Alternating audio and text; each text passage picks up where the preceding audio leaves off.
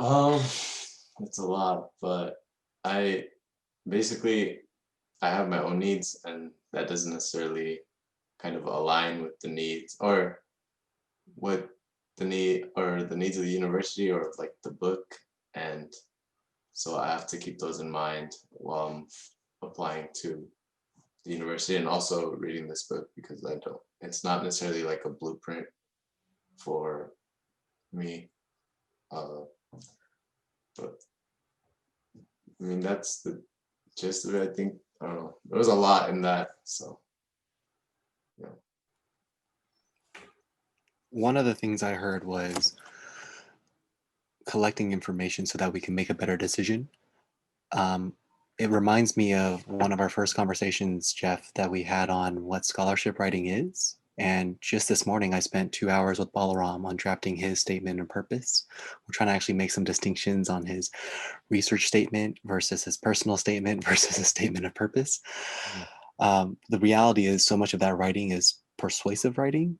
But what Jeff's insight was in that process is every minute that we spend, or every minute that you have spent, Steve, on doing that research of what it means to get the most out of your education can really act as a potential compass when times do get tough. And meaning to say, even if you don't get into this graduate institution or if you don't get this scholarship, the time that you had invested in collecting that information and turning that information into your own writing will provide you value. Does that make sense? Yeah. I love Stephen King has a book called On Writing. It's a great one. I've read that book probably 4 times. And he has the story, the author Stephen King, the guy that wrote It and Shawshank Yeah. Redemption. So he has this, do we tell a story about the pin? I think we did, right? When he was, he was a teacher for a bit, and he was submitting small articles to anyone, like Playboy, I mean, you name it, he was submitting it, right? And he would collect rejection letters. And at one point they were on the wall in a pin. And at one point the rejection letters got so heavy that the pin fell down. And I mean, obviously he didn't want to get rejected, but the point was every rejection is an attempt. And so then he would go back and he'd try again, and he'd like different story, different time.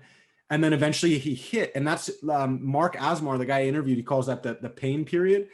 I mean, he was really teaching himself how to write, and he was doing it while he was getting paid to do other stuff. And then he landed his first article, and then another article, and then eventually he landed a book, and then, and then another book, and then all of a sudden now he's like a, multi, some ridiculous number of millionaires, which is a different story completely, right? But the point of that is that like every failed scholarship is like, I didn't think about it as a failure. I thought about it as a success. I just hadn't convinced the people to give me money yet, right? Yeah.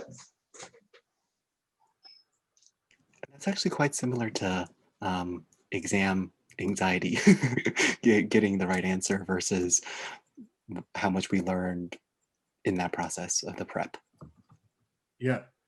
Yeah. It's identical to exam corrections. The issue, yeah, I mean, that's literally how exam corrections are designed, right? They're really designed with learning in hand. The nice thing about, from the standpoint of pedagogical approach, is that exam corrections leverage the power of instructors to benefit student learning, right? But from the standpoint of the student, when you can't make those decisions pedagogically, it literally is Daniel Coyle's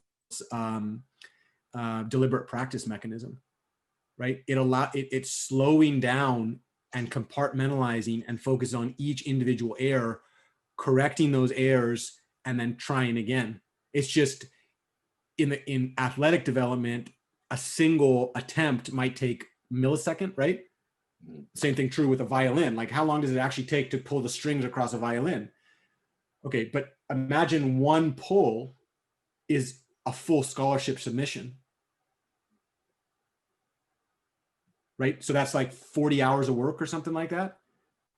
And so it's just like, it's a different time frame of scope, but the reflection that happens on the back end of that is identical. It's just happening on a different time scale. And that's what that plan, act, reflect cycle, it's literally, that's the science of learning supports that concept, that when we make mistakes, we reflect on those mistakes and we try again, and then we correct, And that's why it's so important to just get skin in the game, so to speak. Like submit them, do the best that you can through the submission, and then when things go well, think about why they went well.